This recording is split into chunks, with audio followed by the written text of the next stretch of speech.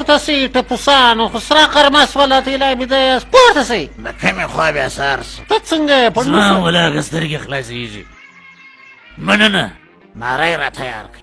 پنډوسه بیدارې وه څه زورنداره یم دا د ښځو کارونه تی په ما کوي زه ولاړ سه کار وکړه برو پاڼې خو هم نسته سزا در ویشم هغه ستا کار دی وسه د توت پاڼې راوړه کې واچوه ای ولاکه زه مخ پرېولم یخې دي او دا صحیح په دا ټوکر باندې به غوږونه مخ به زه صفا کړم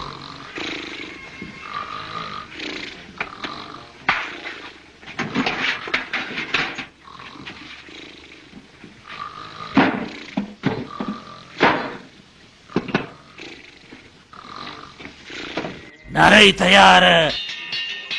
زر سی بیداره اوس مې وخورو مزهداره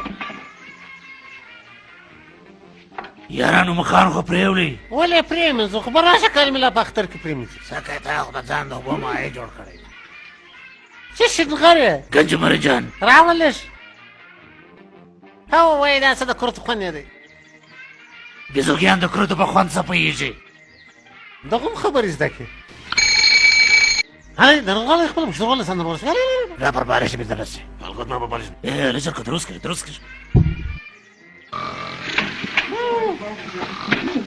ای زما میاستیان لا تر اوسه بیده دي زه بیا هم خوښه سم شه دوی لا تر اوسه بیده دي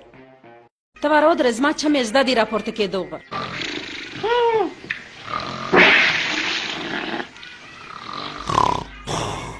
الله نورې برابر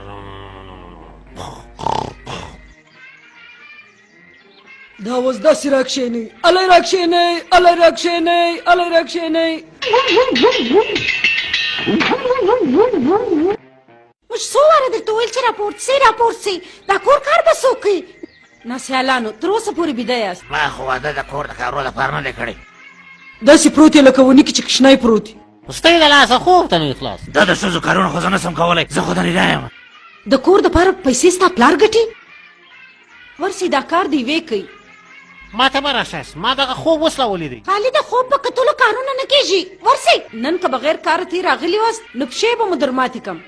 دا سمه ده موږ به ورسو کار به وکړو کارونه به خو ستی پلار هم کوي انګرې ټوله ورځ په کور کې جنګونه یي مازغه دې راوخوړل دا دې ځو کار ته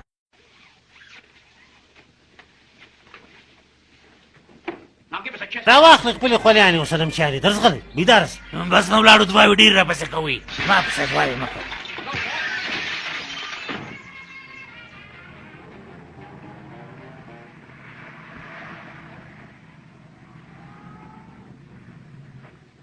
تا د نن په ورځپاڼه کې د مزدورانو دپاره بیان ورکړئ چې زموږ مزدوران په کار دي ما خو بیان ورکړی دی ګورو چې څوک راسي که یا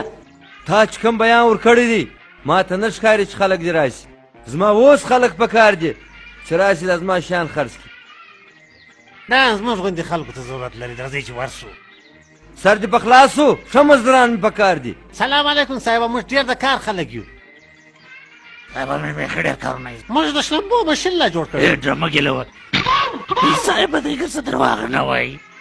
ځوانانو تاسو په خبر یاست په د بوتل ټوخي کې شربت. څه دي دا دوا ما ډېره په خواري جوړه کړې ده دا داسې شی دی چې زوړ شی هم ځوانوي برایډو یې نوم دی پوه سوم پوه سواست بیا خو به دا دوایي زه ټول زاړه شیان نوي کړم ما زور مشتره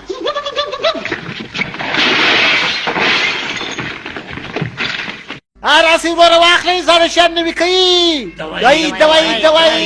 راسي وروره زاړه شیان نوي کوي دوایي درشي ورکوي صفایي دوایي او وروره راسي واخلئ بیا برباد وکړي اخواته ورسه یاره دا بوی ډېر ناولده نه دی بیا کړو دا شیان صفا کوي زما په خیال دا د ګوټو پالیش دی نه نه دا تر اوسه پورې مې شیان خرڅ کړي دي نو بیا واسي په بازار کې دا هم خرڅ کوي راني